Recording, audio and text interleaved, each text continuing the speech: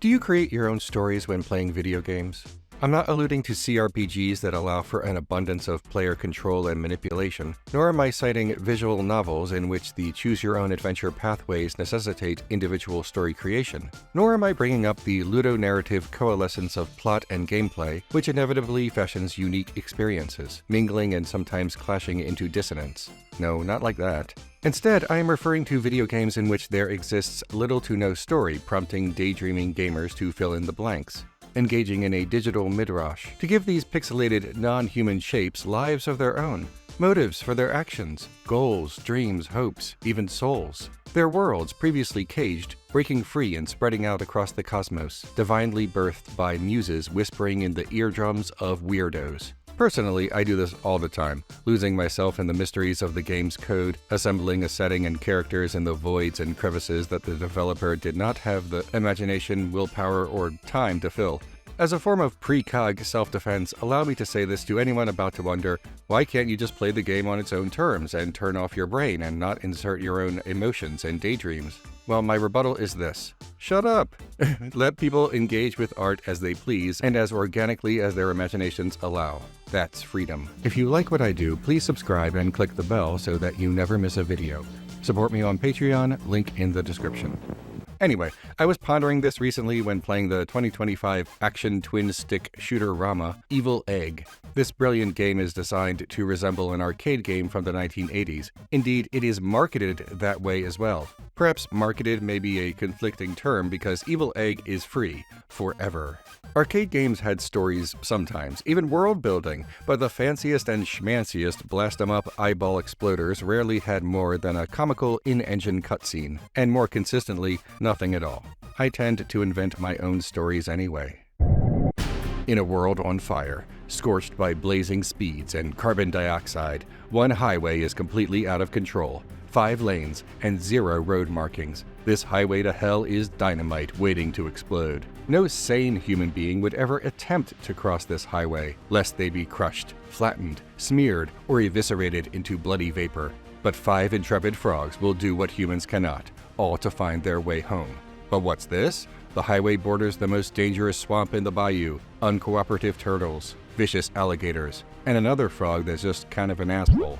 These frogs need to get back to where they belong because they were, on the other side of the highway looking for work. Times are tough in the world of frogs. The recession has hit everyone hard and nobody is hiring frogs. A discrimination lawsuit has been filed and this conspiracy goes all the way to the top. The frogs are on the run from a law firm that hires an assassin. And yeah, that's why they were so far away from home and why they were on the other side, and also why they don't just wait until it's nighttime when the traffic will be light. The law firm assassin is hot on the trail. There's no stopping him with a direct confrontation because he is significantly taller than the frogs. And that's what the timer means. Yeah, it wouldn't make sense for the frogs to simply die when a timer runs out. The timer is how close the assassin is to the frogs and how long it takes him to aim. He has a sniper rifle with cop killer bullets. And when time runs out, that's when the frogs are sniper rifle assassinated into green chunks. The frogs have one chance, and that chance is to hop away as quickly as possible, but one at a time because the assassin wouldn't be expecting that. It's the only thing that really throws him off his game. But otherwise, he's the best damn frog assassin in Louisiana, and he's out for blood. And money. Blood money. They call him the Frogger.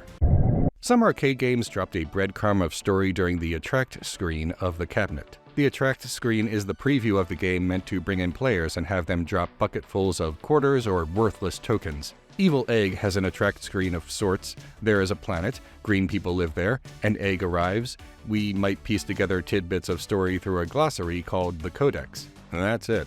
The Greenoids are under assault by an assortment of arcade-style baddies like ghosts and aliens. The Greenoids are an endangered species, and the baddies want to devour the Greenoids. The egg is evil because that's what it says on the label. Evil Egg has an infinite number of levels, and having blasted my way through dozens of them, I can say with relative safety that there are no cutscenes outside of the attract screen that elaborate on what happens after the player character jumps into the fray to defend the Greenoids. The Codex hints at a larger world, but avoids weighty lore building and info dumps. There is more character and story in Vampire Survivors, a game notorious notorious for appearing as if it has a plot, but mostly doesn't, at least according to the developers. It's not terribly challenging to conjure your own story playing a game set in outer space when one considers how much space opera science fiction can be borrowed from our memories.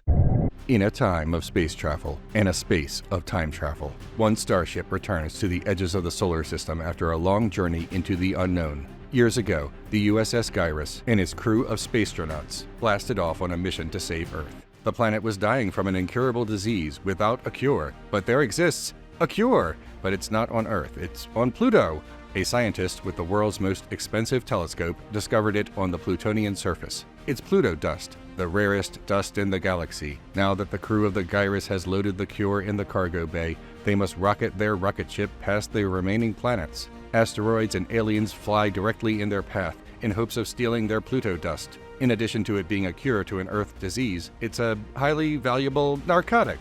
These spacefaring drug dealers want it for themselves, to sell and to snort, and they will do anything to get that sweet Pluto nose candy. Under siege by the space pushers, the crew prepares to battle the only way they know how, by spinning in a circle. The Gyrus cannot move in 3 dimensions anyway because they used up too much fuel. Yeah, it was a long way to Pluto and a long way back. The circular pattern will help conserve fuel somehow. Like when you swing a bucket with water around and the water doesn't come out, it's the same principle basically. The crew is the last best hope for Earth. Should they fail, everyone will die wetting their pants. But should they make it back to Earth, history will never forget the name Gyrus. So, how does the game play? Probably should talk about that, right? Each level is connected by a choice screen, with a few details about what can be found in each selection. Which enemies, which power-ups, whether or not it has a health heart, etc. And then the level commences. A smattering of enemies materialize, flashing candy-colored, eye-burning headlights. Destroy the alien monsters and move on to the next wave until the level is complete in about a minute. Along the way, you must protect the greenoids and avoid the rainbow-blasted, roguelike bullet hell threatening to tear you into pieces. It is so much fun. It's tough as nails, but not quite as challenging as it might appear just from watching the gameplay. There is so much going on that it looks like every pixel, every color, everything will kill you, but most of what you're seeing on the screen is not a projectile coming at you. There are broken pieces of fallen aliens and mushroom-looking environmental killables littered across the screen. The danger feels 5 times more present than it is, giving the player a sense of great accomplishment in the early levels. As the levels progress, the sense of victory is more earned and sincere as the game becomes a race against death. Like all good arcade games, you are battling for the high score. Only in this case, the score is not relegated to a singular cabinet, but across the internet. At one point, I had a not too terrible ranking among what must have been thousands of players, but those paltry scores have been annihilated since the game was released in late October of this year. My biggest score crusher is losing points for not getting to the greenoids fast enough. If a greenoid is injured, you lose points. If a greenoid dies, you lose more. They're so helpless, and I want to save them, but I also want to focus on not dying. The greenoids will have to fend for themselves.